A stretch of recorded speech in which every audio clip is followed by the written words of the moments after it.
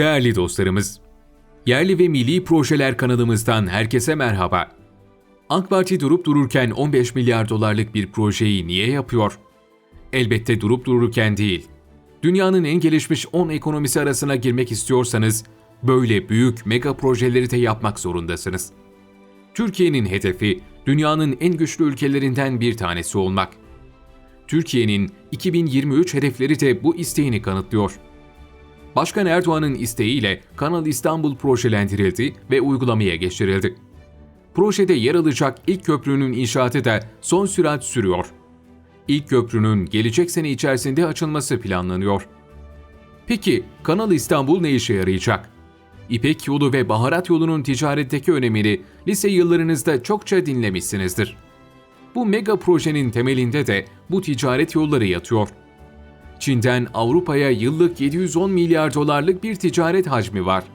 Türkiye bu projenin tam ortasında yer alıyor ve jeopolitik konumuyla da dikkat çekiyor. Türkiye bu 710 milyar dolarlık ticaret hacminden ne kadar pay alırsa o kadar işine gelir. Projenin özeti de aslında bu. Türkiye İpek Yolu'ndaki payını artırmak için planlar yapmak zorunda. Dünya ticareti gün geçtikçe artıyor. 2020 yılında 112 milyar ton olan ticaret hacmi 2030 yılında tam 150 milyar tona çıkacak. Bu mega boyuttaki yük miktarının da tam %90'ı deniz yoluyla taşınıyor. Belki dikkatinizi çekmiştir. Karadeniz'e kıyısı olan bütün ülkeler bugünlerde büyük liman yatırımlarına başladı. Biz de son olarak Filyos Limanı'nı inşa ettik.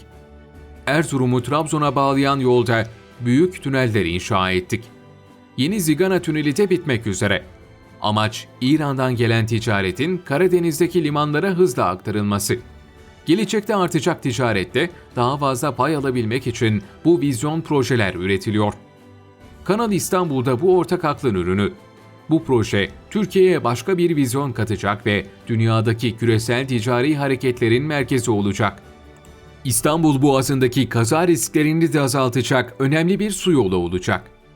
Başkan Erdoğan'a en çok yüklenilmesinin sebebinin Kanal İstanbul projesi olduğunu düşünüyorum. Çünkü Vatikan kaynaklarından öğrendiğimiz şudur ki tapınak şövalyelerine ait kayıp 10 gemi meselesi var. Bu kayıp 10 geminin Büyükçekmece Körfezi'ne geldiği ve bu gemilerde tapınakçıların büyük hazinesinin olduğu biliniyor. Anlaşılıyor ki Başkan Erdoğan bu konuda önemli bir bilgiye sahip. Kanal İstanbul'un arkasında durmasının gerçek sebeplerinden biri de bu olmalı. Herkesin merak ettiği bu projeyi kim finanse edecek sorusuna da projenin finansal çözümünü burada düşünüyor.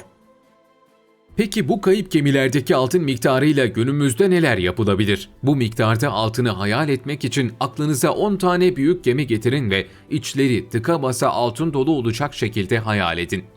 Bu miktarda altın Kanal İstanbul'un yapımını karşılayacak ve üstüne yeni bir şehir inşa etmeye yetecek boyuttadır. Altın çağlar boyu değerini yitirmeyen, yüzyıllardır kullanımda olan bir ödeme aracı. Tarih derslerinde bile altın para basan padişahları ve devlet adamlarını yükselme döneminde kabul ediyoruz ve çocuklarımıza öğretiyoruz. Peki bu kadar altının İstanbul'da ne işi vardı? O kadar gemi İstanbul'a neden gelmişti ve günümüz teknolojisiyle o altınlar kazı olmadan da yerleri tespit edilemez mi? Bu arada henüz kanala abone olmadıysanız, abone ol butonuna tıklayarak videomuza abone olabilirsiniz. Şimdi kitap açılsın ve yeni bölümümüz başlasın. Peki akıllarda hepimizin sorduğu o sorulara bu videoda detaylıca bakalım. Tapınak şövalyelerinin altınları meselesini yakından irdeleyelim. Gerçek ne? Bu videoda öğrenelim. Batılıların inanışına göre Fransa'da ayrı devlet kuracakları iddiasıyla baskına uğrayan tapınak şövalyeleri tüm altınları 20 gemiye yükleyip kaçıyorlar. 10 gemi İsviçre'ye, 10 gemi ise Türkiye'ye gönderiliyor. İçerisinde kutsal emanetlerin de bulunduğu 10 gemi dolusu hazinenin İstanbul'a kaçırıldığı söyleniyor. Gemilerin son olarak Büyükçekmece Limanı'na demirlendiği biliniyor. Sonra bir anda ortaya çıkan Büyük İstanbul fırtınasında gemiler Büyükçekmece Gölü'nün karanlık sularına gömüldü.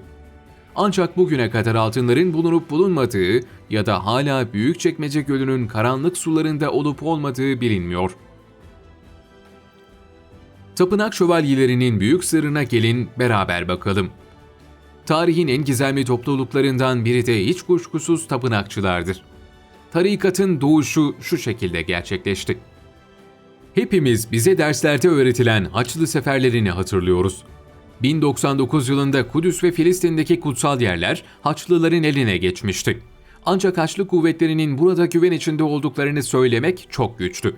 Buradaki Müslüman kuvvetler, özellikle de 1071 Malazgirt Savaşı'ndan sonra akın eden Türkler Haçlıları yendiler.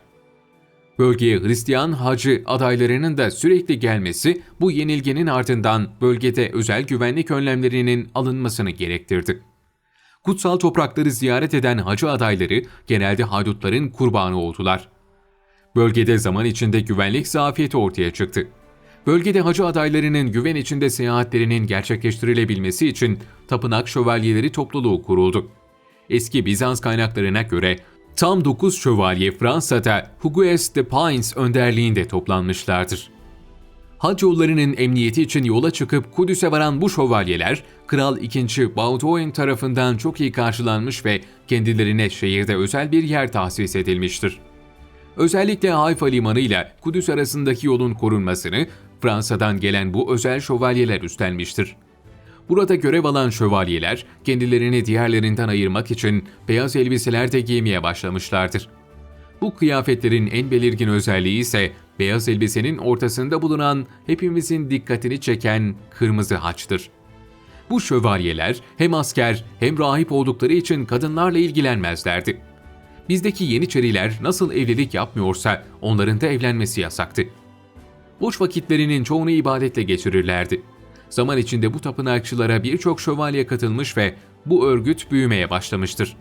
1147 yılında tarikatın ikinci üstadı öldüğünde sadece Kudüs'te 700 şövalye vardı. Bu şövalyelere hizmet eden 2400 kişinin varlığını da yazılı kaynaklardan öğreniyoruz. Şövalyeler 13. yüzyılda birçok eyalette varlık göstermekteydiler.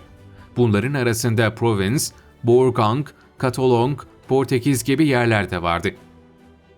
Şövalyeler dünyaya yayılan bu teşkilatın içinde yer aldılar. Hacılardan aldıkları paralarla zaman içinde zenginleştiler ve herkesin dikkatini çektiler. Para ve güç sahibi olmak onları ayrıcalıklı bir konuma getirmişti. Sonuç olarak tapınakçılar, Haçlı seferleri ve Hristiyan krallıkları döneminde güçlerinin doruğuna çıkmışlardı. Ancak bu etrafta söylentilerin doğmasına da neden oldu. Sağlanan bütün başarılara rağmen Doğu'da Latin krallıkları çok uzun ömürlü olmamışlardı. 16 Haziran 1291'de son kalite Müslümanların eline geçtiğinde sadece 16 tapınakçı şövalye kalmıştı. Kalan şövalyelerse Fransa'ya yerleşmeyi tercih ettiler. Tapınakçı şövalyelerin bu zenginliği paraya ihtiyacı olan Fransa kralı Güzel Philippe'nin dikkatini çekti. Sonunda kral ustaca bir komployla 13 Ekim 1307'de tapınakçı şövalyelerin büyük bir bölümünü tutuklamayı başardı. Amacı sadece paraydı. Ama Kral Felipe ölmelerini de büyük keyifle izledi. Uzun mahkemelerden sonra tapınakçılar ateşte yakılmıştır. Bu mahkemeler tamamen formalitedir. O kadar işkenceden sonra adil yargılama yapılamamıştır ve şövalyeler suçları kabul etmek zorunda kalmıştır. Onların ölümüyle Filip kendini şövalyelere olan borcundan kurtardı ve aynı zamanda onların hazinelerini de ele geçirdi. Ancak kral yeni kurduğu hazinesinin keyfini pek süremedi. Çünkü şövalyelerin infazından yaklaşık 9 ay sonra vefat etti. Ne diyelim, Allah'ın yasakladığı haram bir işin kazananı olmaz. Bu kayıp hazinede hikayenin başında dinlediğimiz gibi suların altını boyladı. Günümüzde çıkarılmayı bekliyor ve kesin yeri tespit edilemiyor. Bazı şövalyelerin Fransa'dan kaçarak İstanbul'a geldiği biliniyor. Bu şövalyeler 10 altın dolusu gemiyi de yanlarında getirdi. Tek amaçları Fransa kralına bu parayı bırakmamaktı. İşte bu altınların güzel İstanbul'umuza geliş hikayesini dinlediniz. Peki bu tapınakçılar neden öldürüldü? Yapılan suçlamaların sebebini duyunca şok olacaksınız.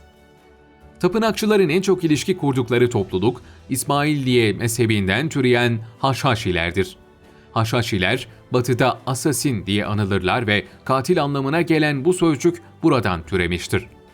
Hasan Sabbah'ın Alamut Kalesi'ni almasından sonra buraya yerleşen müritlere verilen isimdir. Haşhaş içtikten sonra cinayet işledikleri bu topluluk aslında dejenere olmuş bir öğretiye bağlılardı. Hasan Sabbah'ın lideri olduğu bu tarikat, fedailerini haşhaşla uyuşturup bir dağa kurduğu kalesinde suni bir cennet yaratan ve onları bu şekilde etkilerdi. Savaşçıları çok iyi kurgulanmış bu kalede kendilerini cennete sanmışlardır. Haşhaşın etkisi geçince cennete tekrar kavuşmak için suikastçı olmaları söylenmiş. Daha sonra onlar, komşu devletlerin özellikle Selçukluların önde gelen yöneticilerine suikast yapmaları için gönderildi. Bu şekilde Selçuklu vezirlerinin bile yanlarına kadar gidip öldürdükleri söylenir. Sonrasında saldırı düzenleyen fedailerse linç edilirmiş, bu yüzden tarihteki ilk intihar bombacısı bunlar sayılabilir. Gelelim şövalyelerin ölüm sebebine. Tapınakçılar da Müslümanlarla ilişki kurdukları için suçlanmışlardır. Hatta tapınakçıların taptığı ileri sürülen Bahomet adlı putun aslında Muhammed sözcüğünden geldiği ve tapınakçıların Hz. Muhammed'e taptıkları söylenmiştir. Bu konuda çok ciddi suçlamalara maruz bırakılmıştır. O dönemde Avrupalılar Müslümanların Hz. Muhammed'e taptıklarını zannediyorlardı. Bu yanlış bilgiden dolayı da tapınakçıları Müslüman olmakla suçladılar. Onların ölmesine ve diri diri yakılmasına neden olan büyük suçları işte buydu. Avrupa'nın bilgisizliği ve o dönemde yaşanan skolastik düşünce Avrupa'nın seneler boyunca cahil kalmasına neden olmuştur. Unutmayalım ki cahillik o dönemde Avrupa'nın en büyük problemiydi. Peki şimdi size sormak istiyoruz. İzleyicilerimizin fikirleri bizim için çok değerli. Kanal İstanbul yapılmalı mı? Bu kayıp hazine sizce Kanal İstanbul kazısında bulunabilecek mi? Türkiye'de yapılan mega projelerden memnun musunuz? Kanal İstanbul'la ilgili görüşlerinizi videomuzun altına yazın.